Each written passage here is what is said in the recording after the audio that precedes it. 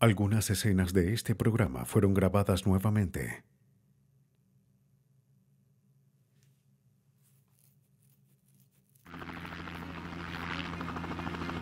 En la capital de Ohio, un campo se convierte en una tumba cuando el cuerpo de una mujer es encontrado. Pero resolver el caso será un reto. Los detectives se valdrán de una inusual y difícil técnica para atrapar al asesino. Los operadores reciben una llamada desesperada en Fort Worth, Texas. Una mujer fue disparada. Los forenses buscarán pistas en lugares improbables, esperando que la misma víctima pueda dar la información que necesitan para determinar cómo y por qué murió. Ya sea que un crimen haya sido planeado o cometido en un arrebato de cólera, los responsables siempre dejan evidencia. Gracias a su percepción, los investigadores pueden encontrar las impresiones fatales que los asesinos dejan atrás.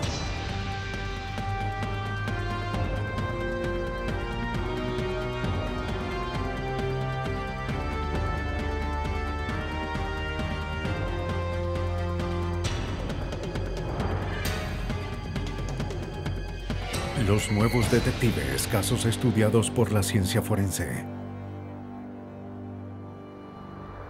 Impresiones fatales. En este episodio se cambiaron algunos nombres. Columbus es la capital de Ohio. Es conocida por sus valores del Medio Oeste. Es una comunidad creciente donde el índice de crímenes violentos es mucho menor que otras ciudades grandes. Pero el 7 de noviembre del 2001, Richard Middleton hizo un terrible hallazgo. En un lote vacío, encontró el cuerpo desnudo de una mujer encima de unos arbustos. De inmediato llamó al 911. Bien, enviaré un oficial. La operadora mandó a un equipo de investigadores al lugar. Oficiales y técnicos forenses de Columbus acudieron al lugar al sur de la ciudad. Phil, ¿qué tenemos ahí? La víctima fue declarada muerta en la escena.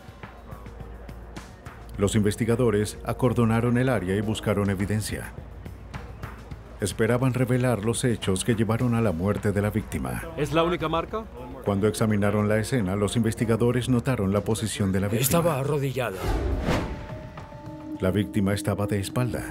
Tenía un brazo encima de la cabeza y su ropa interior había sido bajada hasta sus tobillos. Pero la evidencia más alarmante fueron las marcas de ataduras encontradas en su cuello. Los técnicos sospechaban que fue estrangulada. Hallan varias prendas de vestir, incluyendo un zapato deportivo negro con blanco cerca del cuerpo. Aunque hallaron varios objetos, ninguno de ellos era una pista sólida. La policía recorrería un largo camino para atrapar al criminal. Ronald Jester fue el primer detective en la escena. Encontramos muy poca evidencia forense en la escena. No había un arma, nada que indicara con quién estuvo la víctima y dónde estuvo antes. No encontramos su identificación. No podíamos ubicarla en algún lugar específico. No había nada que nos diera una pista de dónde podíamos buscar al sospechoso. Los investigadores hablaron con vecinos en el área. Varios dijeron que oyeron gritos, pero que pensaron que eran niños jugando en el campo. Nosotros los llamamos. Pero nadie recordó haber visto u oído nada sospechoso. Los técnicos fotografiaron el lugar y el cuerpo. Bien, hay que examinar su mano derecha. Con cuidado tomaron muestras de sus manos. Esperaban que el material dejado en sus uñas pudiera ser una pista. El cuerpo de la víctima fue llevado a la oficina del forense del condado de Franklin. Allí se tomaron fotos más detalladas de las áreas con heridas en el cuerpo. El doctor Brad Lewis, forense del condado, realizó la autopsia. Observó las marcas en el cuello de la víctima. Después de analizar las lesiones, pudo determinar la causa de la muerte. Tenía un trauma directo, es decir, que había sido golpeada en el cuerpo, en sus brazos y piernas. También fue estrangulada, lo que causó en realidad su muerte. Extrajeron muestras de tejidos y otros materiales hallados en las uñas de la víctima. El equipo forense detectó heridas graves que indicaban una violación. Reunieron evidencia de ADN que el atacante pudo haber dejado atrás. Toda la evidencia fue sellada y enviada para un análisis más detallado. El forense tomó muestras de sus huellas a fin de descubrir la identidad de la víctima. Cuando la policía comparó las huellas con la base de datos de Ohio, confirmaron la identidad de la víctima. Era Tina Baxter, de 29 años. Tenía antecedentes por delitos menores. La policía también descubrió que tenía varias direcciones. Se había mudado de lugar en lugar y cambiado de trabajo. En el laboratorio de Columbus, la criminalista Amorina Clarkson analizó la evidencia reunida en la autopsia. Examinó los hallazgos de la prueba de violación y las prendas de la víctima. También analizó las manchas encontradas en la ropa interior de la víctima en búsqueda de ADN. Pudimos determinar que las muestras tenían semen mediante una prueba de color que indicó que existía la posibilidad de que hubiese semen. Después de hacer la prueba, hicimos otro análisis que detecta una proteína que solo se halla en niveles altos en el semen.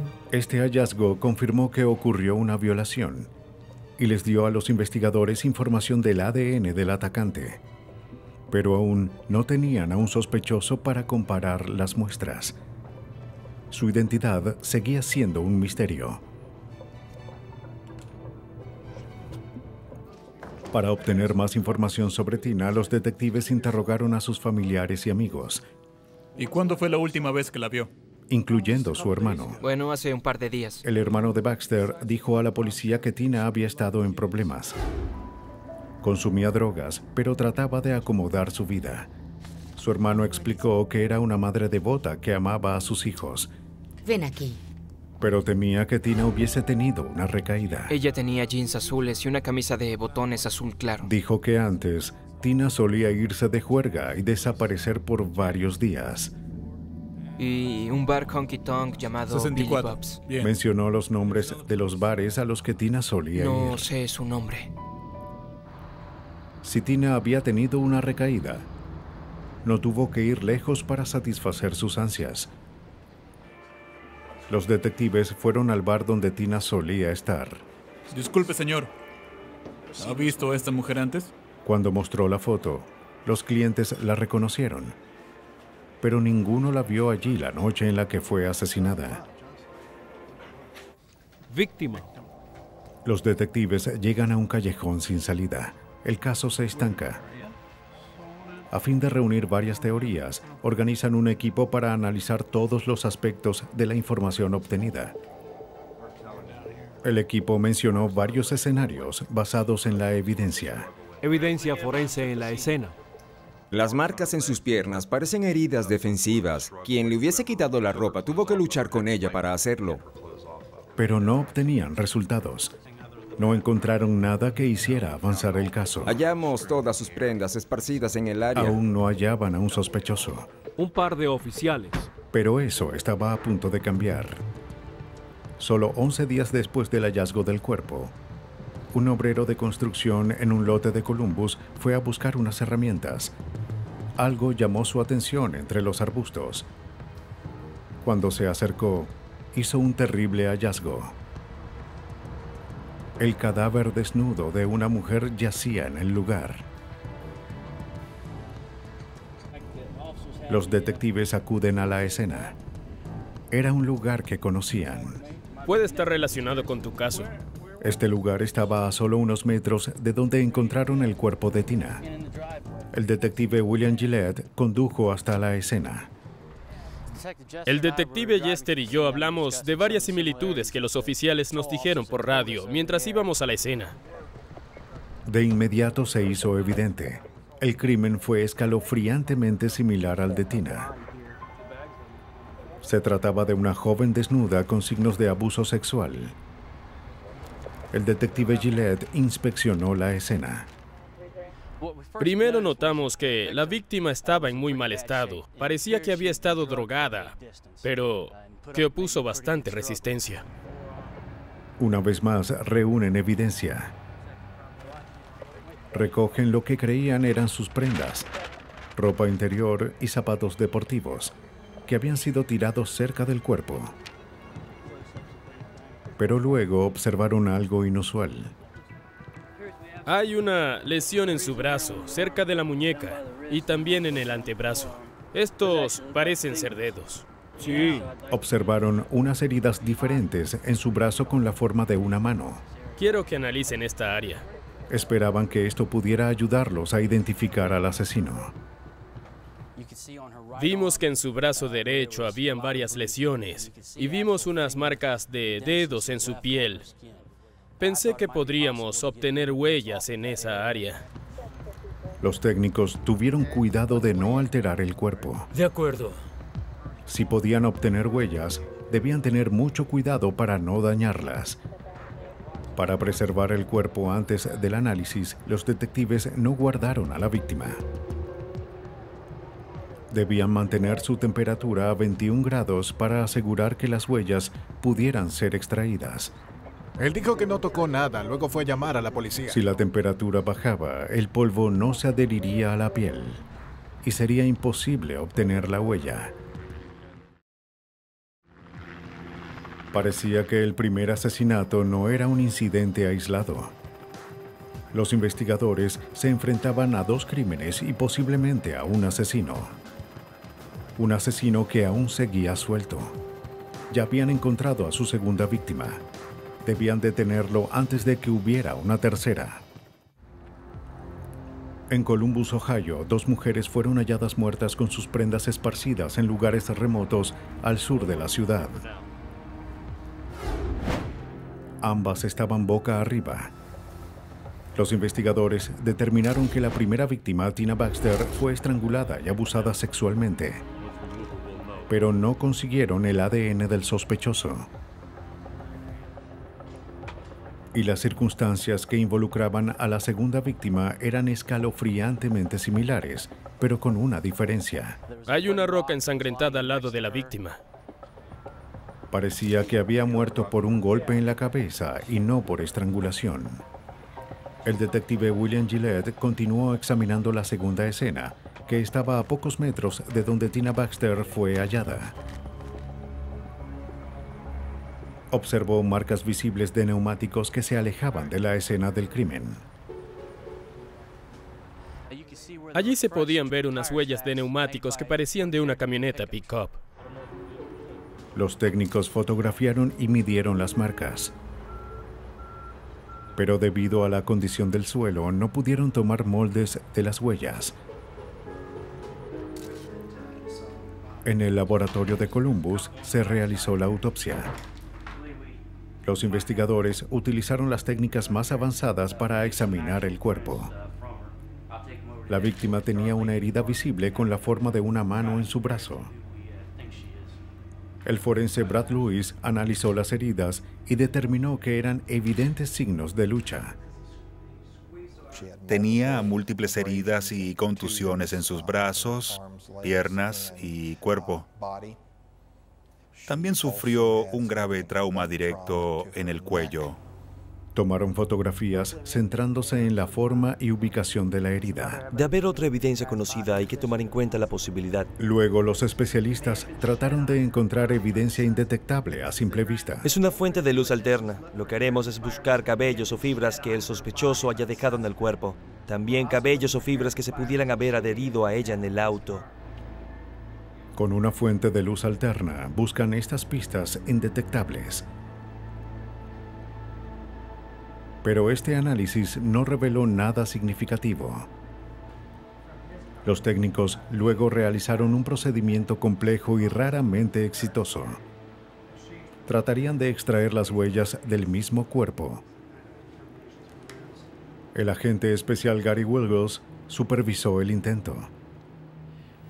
La posibilidad de obtener huellas de la piel es mínima. Hay solo 75 u 80 casos documentados en el país donde se han extraído las huellas de un cuerpo. Para obtener estas huellas, los técnicos colocaron una carpa de plástico encima del cuerpo, con el fin de crear una cámara de gas improvisada. Luego calentaron un recipiente lleno de un pegamento conocido como cianoacrilato. Cuando el pegamento se calienta, emite vapores. 15 minutos. Los vapores del pegamento se adhieren al cuerpo y las posibles huellas. Lo que hacemos luego es usar un polvo magnético, un polvo especial para extraer huellas, y buscamos cualquier tipo de indicación en el cuerpo de que existan esas huellas. El polvo consiste en filamentos magnéticos que se adhieren al residuo del pegamento. Cualquier huella identificable se vuelve visible. Luego se coloca un gel en esas marcas que se solidifica después de unos minutos. Funciona como un gel. La sustancia luego es retirada de la piel, junto con cualquier huella existente. Las heridas en el brazo de la víctima no mostraron huellas, pero en su muslo derecho había otra posible pista: una huella de palma intacta. Sin embargo, la mayoría de las bases de datos no registra huellas de palma. Así que, aunque el asesino hubiese dejado esa marca, los investigadores aún no tenían nada para continuar. Los técnicos procedieron con el análisis. Tomaron huellas de los dedos de la víctima. La identificaron automáticamente. Su nombre era Kathy Henderson. Al igual que la primera víctima, tenía antecedentes y consumía drogas. Los detectives informaron a sus familiares. Señor, lamento informarle que esta tarde encontramos a su hija y fue víctima de un homicidio. Díganme exactamente lo que ocurrió esa noche. Interrogaron a la compañera de Kathy y a un amigo. Condujimos por un rato y ella se aburrió, así El que amigo quiso... recordó que durante la noche en la que desapareció Henderson, los tres habían estado manejando sin rumbo. Como estaba aburrida. Cerca de la medianoche, él dejó a su compañera en el centro de Columbus. Kathy también quiso bajarse, pero le pidió que la esperara.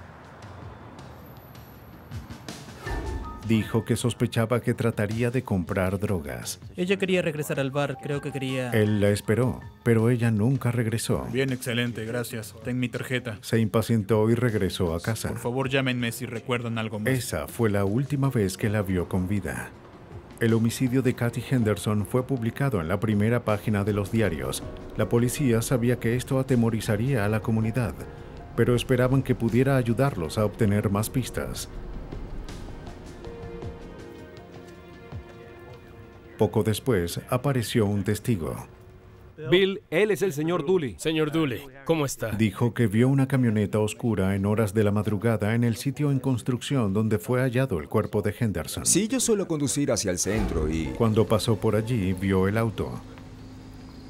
Las luces estaban encendidas, pero no vio a nadie adentro. ¿Describiría el vehículo?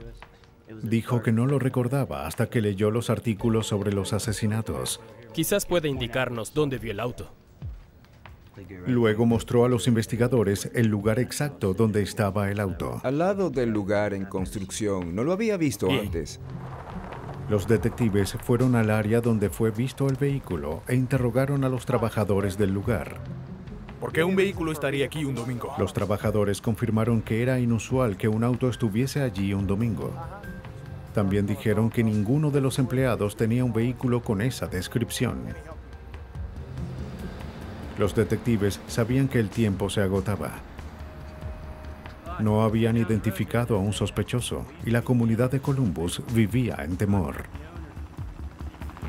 Como las dos víctimas fueron encontradas cerca, trataron de detener al asesino antes de que hubiera una tercera víctima.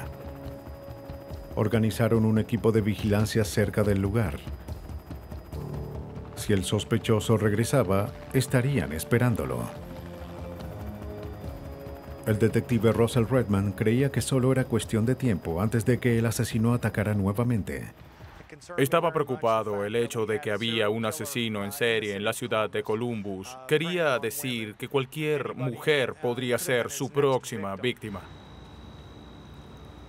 La policía vigiló día y noche el sitio en construcción. Sabían que debían atrapar al asesino antes de que atacara nuevamente. Estaré a las 6 hasta nuevo aviso. Pero solo 4 días después del asesinato de Kathy Henderson, los temores de los detectives se volvieron realidad. Un obrero al sur de Columbus llevaba la basura hacia un contenedor. Observó el cuerpo de una mujer en el suelo. De inmediato llamó a la policía. Los detectives creían que se trataba de la víctima número 3. El asesino había atacado nuevamente. 3 mujeres habían sido asesinadas en solo unas semanas. Los detectives acuden a la escena del crimen. La tercera víctima era una mujer joven blanca. Fue encontrada cerca de las otras 2 víctimas. Un poco más. Parecía haber sangre alrededor de su boca y en sus manos. Llevaba un suéter negro y pantalones deportivos. Sus bolsillos estaban hacia afuera. La pesadilla de Redman se hizo realidad. Estábamos convencidos de que esta víctima estaba relacionada con las otras 2. La víctima fue identificada como Beth Ellen Fisher. Tenía un perfil similar al de las otras víctimas. Tenía antecedentes por delitos menores, cambiaba de trabajo a menudo y consumía drogas. Fue estrangulada y abusada sexualmente. El modus operandi parecía ser el mismo. Pero a diferencia de las primeras escenas, la policía encontró un indicio inesperado. El detective Redman observó huellas de llantas que se alejaban del área, similares a las encontradas cerca del cuerpo de Tina Baxter. El auto se detuvo y se devolvió. Pero esta vez, todo indicaba que el neumático había salido del rin. Observé que había un diseño en el área del estacionamiento. El patrón era extraño y tardé unos minutos en darme cuenta de que la marca provenía de un auto con una llanta desinflada. Siguieron las marcas que la llanta dejó atrás. Por allá, creo que es por allá. Las marcas se dirigían a una camioneta pick-up a solo 15 metros de donde fue hallada la víctima. Evidentemente, el neumático estaba fuera del rin. Cuando el auto había llegado a la escena, la llanta estaba inflada. Tomen fotos de las marcas hacia esta camioneta Pero poco después, el neumático se desinfló, lo que reveló el rin e hizo que el auto se detuviera. El auto tenía un número de placa. Los investigadores fotografiaron las huellas de neumáticos y el trayecto que la camioneta recorrió.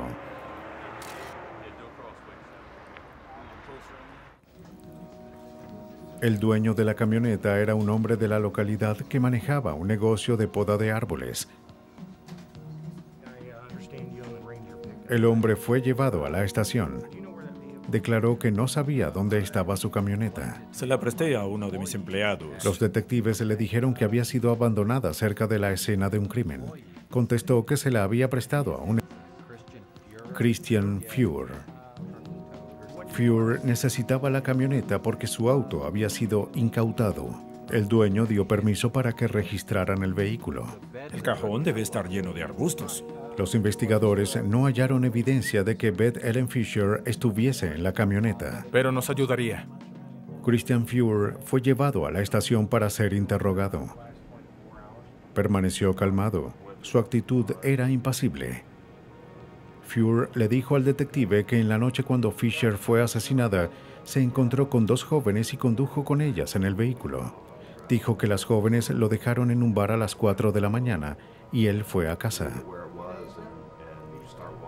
Redman sospechaba que esa coartada no era sólida. Al principio de la investigación, ya sabíamos que su camioneta estuvo a solo unos metros del cuerpo, pero él negó haber estado en el área, así que supimos de inmediato que mentía.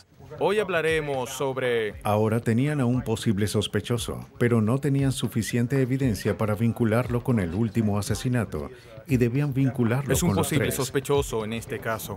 Mientras los detectives vigilaban al sospechoso las 24 horas, equipos forenses examinaron el área cerca de la escena en búsqueda de cualquier evidencia que vinculase a Fuhr con los asesinatos, pero no encontraron nada. Pero luego obtienen un indicio. Una mujer decide declarar. ¿Vio algo sospechoso? La última vez que la vi Dijo que había estaba... estado ayudando a las 3 víctimas a vencer su adicción. Era negra como una Ford Pickup. Dijo que tenía información importante sobre la noche en la que Beth Ellen Fisher fue asesinada. Recordó haberse topado con un hombre que decía que Beth Ellen le debía $50. Ambos se fueron juntos en una camioneta pickup negra. La mujer sabía que Beth Ellen se refería al sujeto como jardinero. Era negra como una Ford Tenía Pickup. ese apodo ya que trabajaba para una compañía de poda de árboles. Ya veo, muy bien, gracias. La policía finalmente tenía causa probable para obtener una orden para registrar el vehículo de Christian. Como el auto de Fuhr ya había sido incautado por una infracción de estacionamiento, la policía pudo actuar con rapidez. Los técnicos examinan la camioneta. Usan tinta para tomar impresiones de las llantas. El detective Redman y su equipo sabían que debían atrapar a este asesino en serie. En el laboratorio de Columbus, la criminalista Heather Kroc analizó las fotos de las marcas tomadas en la escena del segundo asesinato. Las comparó con las del auto de Fuhr. Pude determinar que el diseño de la impresión tenía las mismas características generales con patrones similares a los de las llantas del auto del sospechoso. Como las llantas tenían características semejantes, la policía creía poder ubicar las 2 diferentes camionetas que Fuhr había conducido en 2 de las escenas del crimen. Pero debían probar sin lugar a dudas que Fuhr había estado allí. La policía obtuvo una orden para extraer muestras de sangre y saliva de Christian Fuhr. Amorina Clarkson, técnico forense, examinó las muestras en búsqueda de similitudes. Ahora coloque el dedo en esta tela. Clarkson pudo confirmar lo que la policía sospechaba. Al comparar las muestras de semen tomadas del cuerpo de la víctima y la muestra de sangre de Christian Fuhr, descubrí que ambas muestras coincidían. Los investigadores confirmaron esto con la evidencia encontrada en el cuerpo de Kathy Henderson. Robin Roggenbeck, forense de la Oficina de Identificación Criminal e Investigación, comparó la huella de palma hallada en la segunda víctima con las huellas de Fuhr. Encontré de 12 a 13 puntos que coincidieron positivamente. En mi opinión, fue una identificación al 100%. Pedí a otros analistas que verificaran este resultado y también llegaron a esa conclusión. Esta evidencia no solo probaba que Fuhr había tocado a la víctima, sino que lo hizo después de que ella muriera, ya que las huellas en la piel de alguien con vida desaparecen debido al sudor y al movimiento. Con estos hallazgos, los detectives deciden interrogar nuevamente a Fuhr. Christian, queremos hablarle sobre las 3 mujeres que fueron asesinadas al sur de Columbus. Le mostraron los detalles de lo que habían descubierto, pero se negó a hablar. Marcas de las llantas de su auto. Aún sin una confesión, la evidencia era abrumadora. Lo siento, no tengo otra opción. Debo arrestarlo por el asesinato de... El 28 de noviembre de 2001, la policía arrestó a Christian Fuhr por 3 cargos de asesinato. Con la evidencia forense, los investigadores reconstruyeron lo que sucedió la noche del asesinato de Kathy Henderson. Ven aquí. Fuhr probablemente hizo que Kathy fuese en su camioneta al ofrecerle drogas.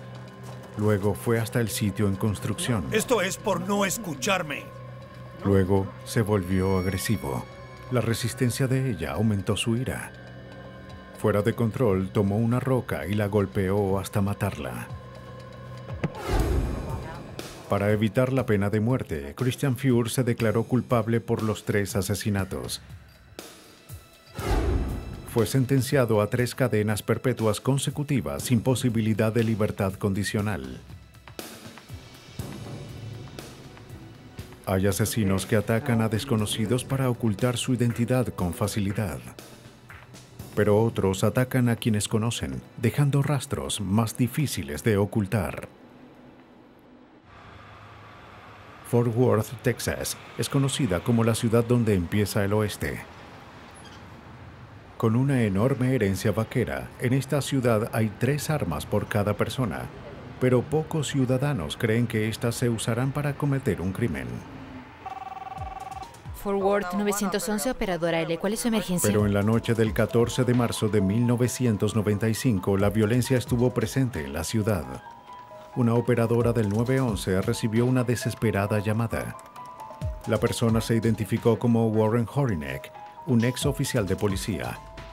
Explicó que su esposa se había disparado y necesitaba una ambulancia. La policía de Fort Worth acudió de inmediato. Se disparó. Cuando los paramédicos llegaron, Warren Horinek estaba en la puerta. Tenía sangre en la camisa. Su esposa Bonnie yacía en la cama. Los paramédicos vieron lo que parecía una herida de bala en su pecho. Trataron de ver si tenía pulso o alguna señal de vida. Pero era muy tarde. Bonnie Horinek estaba muerta. Técnicos e investigadores llegaron a la escena y buscaron evidencia. Al revisar la habitación encontraron 2 armas, una escopeta y un revólver calibre .38. El detective J.D. Roberts de la policía de Fort Worth dirigió la investigación. Lo que necesiten hacer, ya terminamos con la escena. Analizó el trayecto de la bala. El proyectil atravesó su cuerpo por completo, así como el colchón, los resortes, y dañó la alfombra debajo de la cama. La trayectoria de la bala indicaba que había atravesado a la víctima mientras que estaba acostada. No se hallaron fragmentos de bala en la habitación. Los detectives observaron que una funda de almohada estaba envuelta alrededor del cuello de Bonnie. Pero no había señales de lucha en el lugar. La policía examinó puertas y ventanas en búsqueda de signos de entrada forzada. Pero no había nada fuera de lo común. Nadie había entrado a la fuerza. En Fort Worth, Texas, Bonnie Horinek recibió un disparo mortal en su habitación. No había evidencia de entrada forzada y los detectives sospechaban que fue un suicidio. Debían hablar con el esposo de Bonnie a fin de descubrir los hechos que llevaron a su muerte. Después de escuchar el disparo que hizo. Pero por la forma en la que actuaba Warren, el detective Roberts sabía que sería un reto. Había estado bebiendo y se mostró beligerante con los oficiales. Él no quiso cooperar. Horinek declaró que amaba a su esposa y que no podía creer que se hubiese disparado. Como era la única persona en la casa cuando ella murió, debía hacer una declaración formal, así que fue llevado a la estación. Los investigadores le preguntaron sobre lo ocurrido esa noche. Warren, tenemos que hacerte unas preguntas. Declaró que él y Bonnie habían salido a cenar y que él tomó varias cervezas. Cuando regresaron, Bonnie fue directamente a dormir. Era abogada y tenía compromisos para el día siguiente. Warren, ¿por qué no vienes a dormir?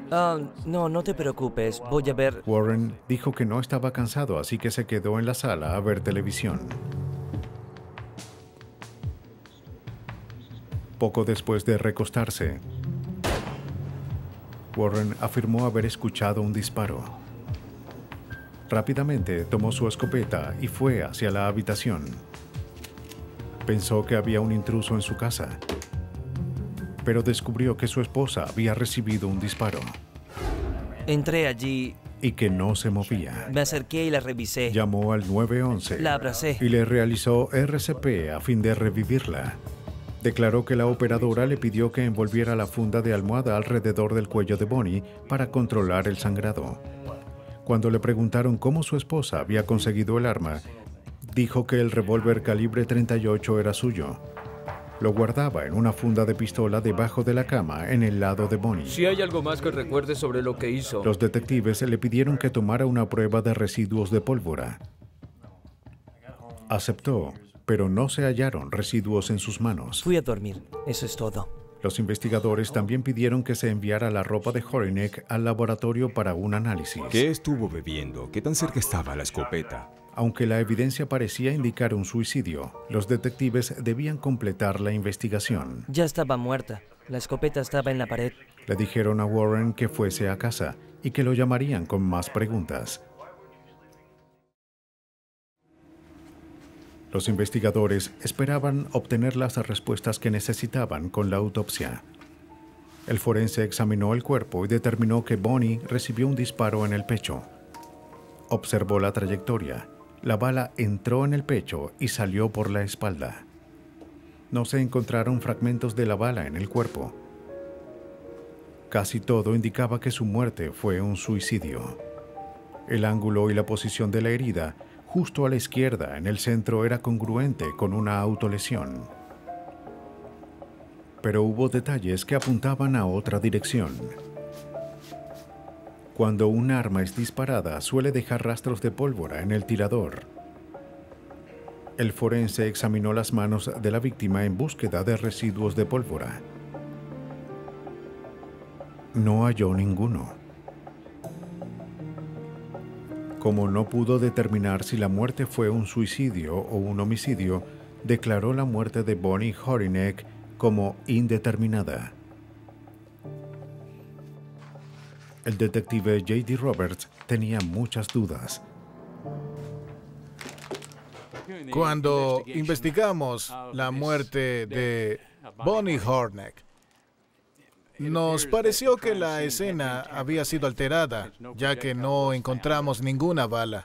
Al parecer sus manos habían sido lavadas, ya que no había sangre en sus manos. Para confirmar la teoría de un suicidio, los detectives hablan con los padres de Bonnie. Pero a menudo los familiares se niegan a aceptar que un ser querido cometió suicidio. Aún tengo algunas preguntas sobre Warren Horinek. ¿Puedes decirme algo más? Los padres de Bonnie no fueron diferentes. Agradecemos que haya venido. Se negaron a creer que su hija se hubiese suicidado. Tengo unas preguntas sobre... La única preocupación de la que sabían era su matrimonio. Bonnie les había dicho que Warren tenía problemas con la bebida. Y bueno, perdió su empleo. Dijo que había pensado dejarlo, pero trataba que su matrimonio funcionara. Aunque no dijeron nada específico, creían que Warren Horinek había tenido algo que ver con la muerte de su hija. Le pidieron al detective que mantuviera abierto el caso. Pero sin mucho para continuar y sin pruebas sólidas de homicidio, los detectives llegan a un callejón sin salida. La evidencia que tenían dividió a los investigadores. Examinaron el arma, pero no se podían dejar huellas en la superficie de la empuñadura, así que no hallaron ninguna. El detective Jim Vernon, quien fue asignado al caso, creía que todo indicaba un suicidio. Bueno, la camisa de la que hablamos, el que no se hallaran residuos en las manos de las víctimas, no quería decir nada, ya que no todas las armas emiten residuos al ser disparadas. Los investigadores debían determinar cuánto residuo solía dejar esa arma. El arma fue examinada y descubrió que era un arma muy limpia. No emitía residuos de pólvora, por lo que no sorprendía que no halláramos residuos en las manos de Bonnie Horinek o Warren Horinek. Una vez más, no hallaron pruebas. La investigación se estanca. Los investigadores se centran en otra evidencia encontrada en la escena, esperando que pudiera dar pistas sobre lo ocurrido. En el laboratorio de Fort Worth, el experto Max Courtney examinó la camiseta ensangrentada de Warren Horinek. Courtney debía determinar dónde estaba Horinek cuando su esposa recibió el disparo. ¿Las manchas fueron causadas porque estaba cerca de ella? Pero sus hallazgos no fueron nada concluyentes. Las manchas en la camiseta de Warren Horinek consistían en pequeñas y medianas gotas de sangre, que eran congruentes con la sangre de una herida de bala o también congruentes con la sangre salpicada, quizás del pecho de Bonnie Horinek, cuando él le estaba haciendo el RCP. Esta información parecía apoyar la teoría de que Warren había tratado de salvar la vida de Bonnie y no quitarla. Debido a la falta de evidencia que indicara un asesinato, parecía haber una sola conclusión. Bonnie Horinek se quitó la vida. Se podría decir que era un típico suicidio. Los padres de Bonnie aún sospechaban que Warren Horinek había matado a su hija. Se negaron a aceptar el suicidio como causa de su muerte. Pero en ese momento no había evidencia que probara lo contrario. La causa de muerte oficial seguiría siendo indeterminada. Y a menos de que se encontrara nueva evidencia, se quedaría de esa forma. En Fort Worth, Texas, Bonnie Horinek fue hallada muerta con un disparo. Había evidencia que indicaba un suicidio, pero no había nada en el pasado de la víctima que la apoyara. La situación de su matrimonio, la falta de residuos de pólvora y el hecho de que su esposo tuviese una camisa ensangrentada hicieron surgir dudas. Tomé mi arma. El forense no podía determinar si las heridas eran de suicidio o de homicidio. Como el primer análisis forense no fue concluyente, el fiscal sabía que sería imposible lograr una acusación. Los padres de Bonnie se negaron a creer que su hija se hubiese suicidado. Frustrados, buscan la ayuda del abogado privado Mike Ware para ayudar en el caso. Conocí a Bonnie. Estaba muy convencido de que no era un suicidio. Y si no era un suicidio, la única conclusión lógica es que era un homicidio. Ware analizó los registros de Warren Horinek como oficial de policía, centrándose en su vida personal. Lo que halló fue alarmante. Mientras estaba en la fuerza, empezó a tener problemas con la bebida y de indisciplina. Y descubrió algo mucho más perturbador. Bonnie, ¿qué sucede? En varias ocasiones disparó su arma en casa. Esta vez es diferente. Amenazó con suicidarse. Durante uno de sus arrebatos, Bonnie llamó a la policía para que trataran de calmarlo. Pero Horinek estaba fuera de control. Lo único que quiero es que dejes de beber. Fue detenido y se le ordenó que recibiera una evaluación psiquiátrica. Bonnie, ¿por qué? Cuando indagaba más y más en el caso, fue muy obvio para mí que él encajaba en un patrón y que su relación encajaba en un patrón en el que él podía ser capaz de hacer algo como esto. Ware sabía que ni el problema con la bebida de Warren ni su conducta violenta probaban que era un asesino, pero creía que la falta de residuos de pólvora en sus manos era incriminatorio. Es que, si pensamos con lógica, es algo muy fácil de quitar. Es un oficial, un ex oficial. Lo sabe. Y es obvio que, si él apretó el gatillo, podía limpiar cualquier residuo de pólvora. Si hubiese sido un suicidio, obviamente no habría tenido por qué hacerlo. Pero nada indicaba que Bonnie se suicidaría. De hecho, tenía planeado un viaje de negocios para el día después de su muerte. Pues sí, necesito que... La familia recurrió al Dr. Cathal Grant, un reconocido forense de Bedford, Texas, especialista en realizar autopsias psicológicas a personas que han cometido suicidio. El Dr. Grant interrogó a familiares, amigos y compañeros de Bonnie y oyó declaraciones congruentes sobre lo alegre que era. Nada indicaba que ella pensaba suicidarse. Incluso tenía mensajes de galletas de la fortuna en su bolso. El Dr. Grant concluyó que eso no encajaba en el perfil de una mujer que se disparó en el pecho con un revólver calibre .38. Según lo que pude ver, parecía improbable, o muy improbable, que ella fuese el tipo de persona que se suicidara. Para analizar la evidencia física, el abogado Ware pidió la ayuda del Dr. Tom Bevel, un renombrado forense experto en el análisis de salpicaduras. Bevel procedió a determinar si la sangre encontrada en la camiseta de Horinek fue producto de un disparo o por sangre expulsada por la boca o la nariz durante un RCP. El patrón de la salpicadura en este caso sería diferente al de un disparo. En el laboratorio, Bevel recreó un patrón de salpicaduras de un disparo a corta distancia. Colocó una camiseta similar a la de Horinek cerca de una esponja llena de sangre. Luego disparó un arma similar a la encontrada en la escena del crimen. La acción produjo un patrón de salpicadura de sangre en la camiseta. Luego la examinó y observó las características de las gotas. No eran congruentes con salpicaduras expectorantes.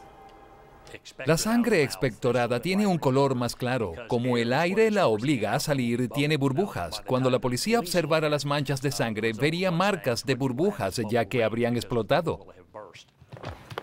Las gotas de sangre expectoradas tienden a tener un tamaño irregular. Bevel también examinó la camiseta que Warren llevó esa noche. Las manchas que observé en este caso no tenían un color más claro, no eran marcas de burbujas. La mayoría tenía un tamaño uniforme. Bevel contó más de 100 salpicaduras a alta velocidad. La mayoría menor a 1/10 de milímetro, el tamaño de una semilla de amapola. Bevel creía que la existencia de estas salpicaduras indicaba que Warren Horinek estuvo muy cerca de su esposa cuando recibió el disparo. Cuando examiné la camiseta que llevó el señor Horinek, pude hallar una gran cantidad de manchas de sangre tipo rocío. Son manchas congruentes y que se espera encontrar cuando ocurre una salpicadura a alta velocidad. El patrón de salpicadura de la prueba con el arma coincidió con el patrón hallado en la camiseta de Horinek. No era sangre expectorada. Esta evidencia significaba solo una cosa. El Dr. Bevel creía que Warren Horinek apretó el gatillo y mató a su esposa. El abogado Mike Ware presentó esta nueva evidencia forense ante el gran jurado. Tiene derecho a permanecer callado. Cualquier cosa que diga será usado. El gran jurado decidió acusar a Warren Horinek. En marzo de 1996, un año después de la muerte de su esposa, Horinek fue arrestado y acusado de homicidio. Gracias a la evidencia, los investigadores pudieron reconstruir los hechos que llevaron al crimen. ¿Tiene algún arma u objeto filoso consigo? Concluyeron que Warren Horinek había bebido demasiado. Creen que él y Bonnie discutieron sobre su viaje de negocios. Luego, ella fue a acostarse, pero Warren se enfureció más. Esperó en otro lugar de la casa hasta que se durmiera. Uno de sus incontrolables arrebatos fue demasiado lejos. Warren Horinek mató a su propia esposa. Si vemos su historia, su patrón en aumento de abuso doméstico, si lo vemos en retrospectiva, es claro a dónde se dirigía. En agosto de 1996, después de un largo juicio de una semana, Warren Horinek fue hallado culpable de homicidio. Fue sentenciado a 30 años en prisión. Cuando ocurre un homicidio, los responsables tratan de engañar a los investigadores ocultando sus rastros. Pero los avances en la ciencia forense revelan los detalles más mínimos, exponiendo las impresiones fatales que llevan a los criminales ante la justicia.